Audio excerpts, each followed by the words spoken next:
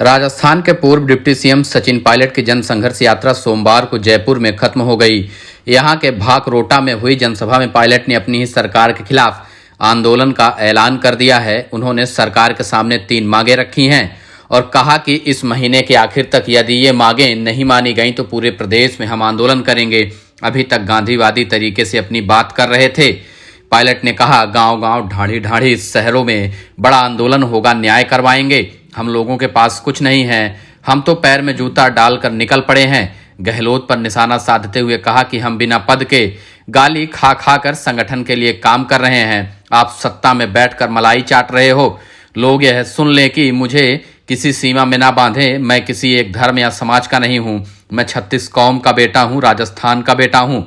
Pilot ने कहा, मैं किसी पद पर रहूं या ना रहूं, राजस्थान की जनता की सेवा करता रहूंगा। मैं डरने वाला नहीं हूं, दबने वाला नहीं हूं। आपके लिए लड़ा हूं और लड़कर रहूंगा।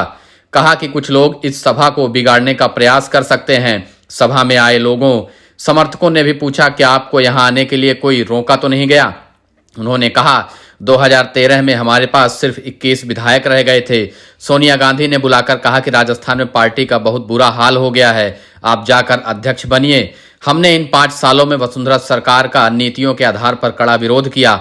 वसुंधरा शासन में खुली लूट मची थी। गहलोत सरकार ने भी वसुंधरा पर बढ़ चढ़कर आरोप लगाए थे। उन्होंने इशारों में कहा कि हाईकमान सीएम किसको बनाए यह हमारे हाथ में नहीं है। सचिन ने कहा कि मुख्यमंत्री, गृह मंत्री, वित्त मंत्री भी हैं। मैंने कई बार कहा कि हमने जो कहा उसकी जांच करवाइए। वसुंधरा सरकार की जांच के लिए अनशन रखा। मुझे लगा कि हमें जनता के बीच जाना चाहिए। भ्रष्टाचार समाज को दीमक की तरह खा रहा है। हम लोगों को करारा प्रहार करना पड़ेगा। हमें दुनिया को दिखाना पड़ेगा कि हम जो कहते हैं वो करते हैं। जो बच्चे 2-2 साल से मेहनत करते हैं, लाखों रुपए खर्च करते हैं, किराए के मकान में रहते हैं, फिर पेपर लीक हो जाता है, इसकी जड़ तक जाना होगा। कानून यदि अपना काम कर रहा है तो भेदभाव नहीं होना चाहिए। मछली छोटी हो या बड़ी, पकड़ना ही पड़ेगा। कटारा को आपने अरेस्ट कर लिया। कटारा किसके कहने पर आरपीएससी के सदस्य बने, यह पता करना पड़ेगा। इस यात्रा का उद्देश्य भाजपा सरकार के भ्रष्टाचार की जांच कराना था।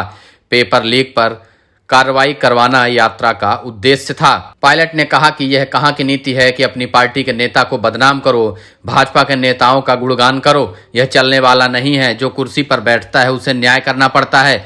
पक्षपात करने का अधिकार नहीं है। दूध का दूध, पानी का पानी नहीं होगा तो विरोधी पूछेंगे कि कोई गड़बड़ तो नहीं है। दूध और नींबू बहुत चल रहा है आजकल। किसी को गलतफहमी नहीं होनी चाहिए। नौजवान के मन में यदि मायूसी आ गई तो देश का भविष्य बेहतर नहीं होगा। यह यात्रा युवाओं के दिल में आग जलाने के लिए निकाली है। मैं भी 20 साल से राजनीति कर रहा हूं। बड़े बड़े पद मिले। जनता और पार्टी मेरे काम करने के तरीके के बारे में जानती है। कोई विरोधी भी उंगली नहीं उठा सकता।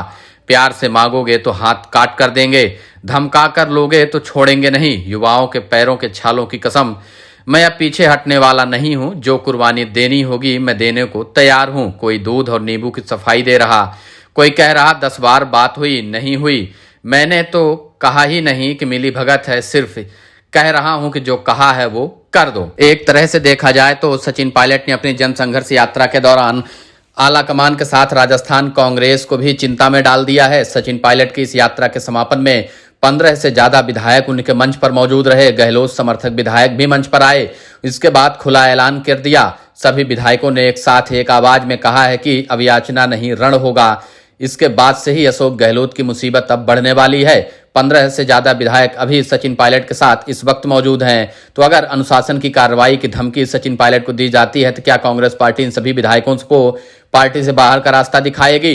अब सचिन पायलट ने जिस तरह से खुला ऐलान किया है उसके बाद तो वो अपने कदम वापस लेने को अब तैयार नहीं है।